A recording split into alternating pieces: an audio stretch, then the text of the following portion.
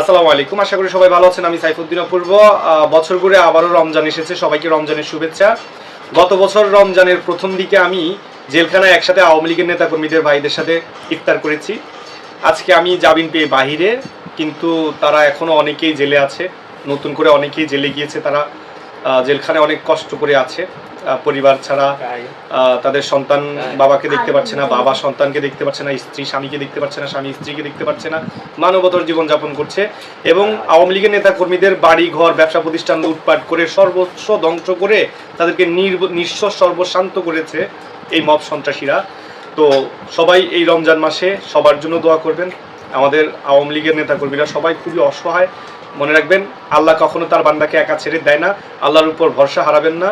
আল্লাহ অবশ্যই আমাদেরকে সুদিন দিবেন ইনশাআল্লাহ। সবাই জননেত্রী শেখ হাসিনার জন্য দোয়া করবেন, রোজা রেখে নামাজ পড়ে ওনার জন্য দোয়া করবেন। আল্লাহ যাতে ওনাকে নেখায়াত দান করেন। জননেত্রী শেখ হাসিনা বেঁচে আছে বলে আমরা আশার আলো দেখতে পাই। জননেত্রী শেখ হাসিনা ইনশাআল্লাহ আবারও ফিরবে, আবারও আমাদের সুদিন ফিরবে ইনশাআল্লাহ। হয়তো কিছু সময় লাগতে পারে, বাট আমরা ইনশাআল্লাহ রাজাকার মুক্ত বাংলাদেশ গড়ব, জঙ্গি মুক্ত বাংলাদেশ আমরা আবারও উপহার দিব।